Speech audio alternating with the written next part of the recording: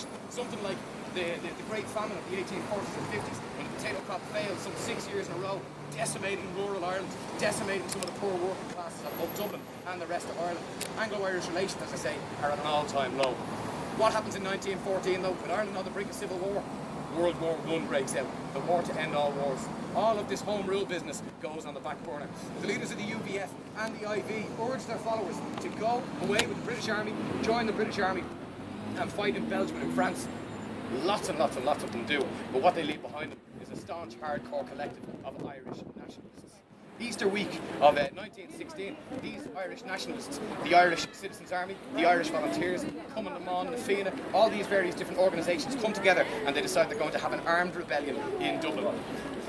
Remember, this is in the middle of World War I. The line was, England's difficulty is Ireland's opportunity. Their plan of attack is to garrison up inside some key locations around Dublin City. Boland's Flour Mill, Rose Distillery, the Forecourts, the South Dublin Union, the Jacobs Biscuit Factory, because that's how you take down the British Empire, take their biscuits. City Hall, and most notably of all, the GPO, the General Post Office. You can just about see all the flags on the left-hand side. That's the GPO. That was a post office in 1916. It's a post office now. But during Easter week, it was the nerve centre of the rebel forces, the main garrison of the rebel forces in Dublin. The rebellion lasts for 6 days. On the 6th day, the fifth day, the roof of the GPO catches fire and all of the volunteers inside, some 200 of them, evacuate and go to a house on Moore Street just behind the GPO there. On the 6th day, they are forced into unconditional surrender. Something that's very important to remember is this was a very unpopular rebellion, a very unpopular uprising in Dublin. Lots and lots of people had family and friends away fighting for the British Army. These men and women were viewed and treated as traitors.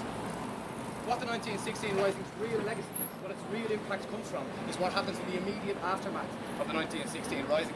General John Maxwell, the chief in command of the British forces in Ireland, declares martial law, and he rounds up all of the leaders of this rebellion, the signatories of the Irish Proclamation of the Republic, read out from just outside the GPO on that Easter Monday, the first day of the Rising. They're taken to Kilmainham Jail, hastily court-martialed in Richmond Barracks in Inchicore, and then 2 and 3 at a time, over the course of 11 days, executed by firing squad.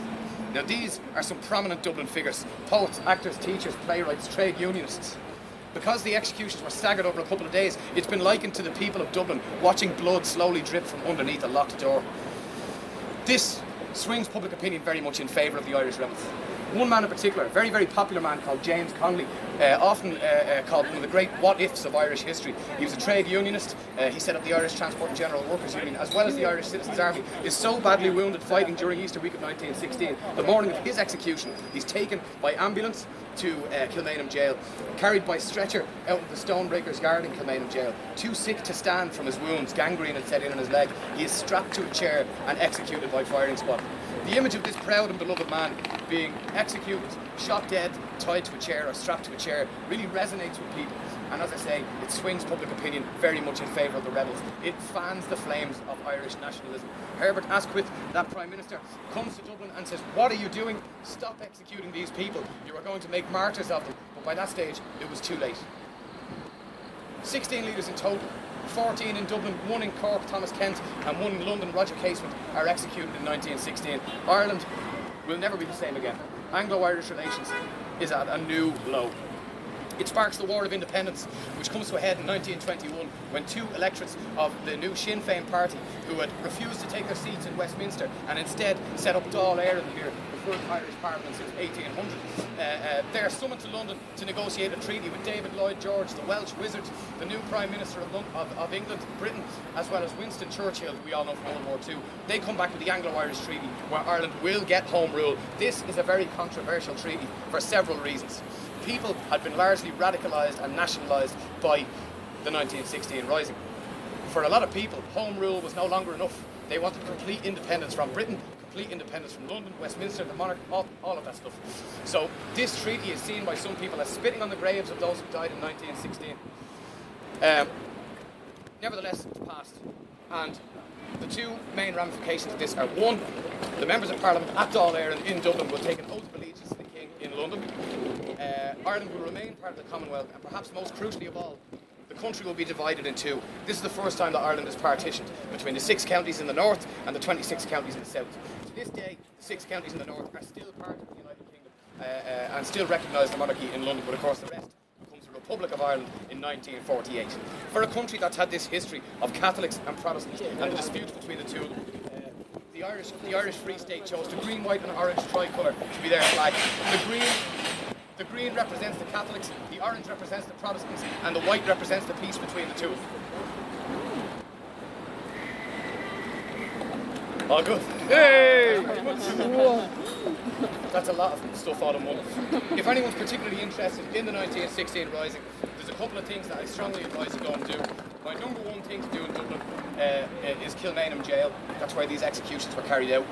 Even apart from that, it's a fantastic example of a Victorian prison. You can go and see it. Don't even think about going out there if you don't have a booking or a ticket. It's one of the few jails in the world where people are struggling to get in.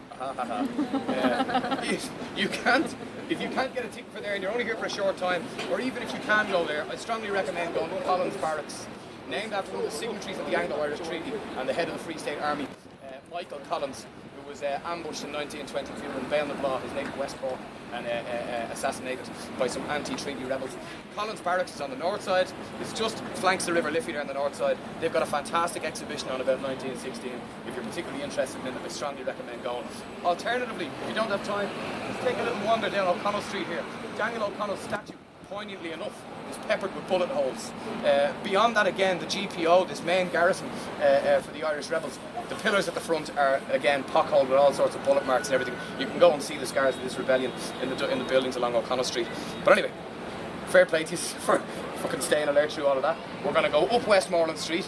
This is where they found this Viking footpath I mentioned earlier, remember? And at the top of that we'll go to Trinity College. Keep an eye on the right hand side, and the big beautiful building with all the pillars outside it is the old House of Lords. That's Old Central Bank. Come.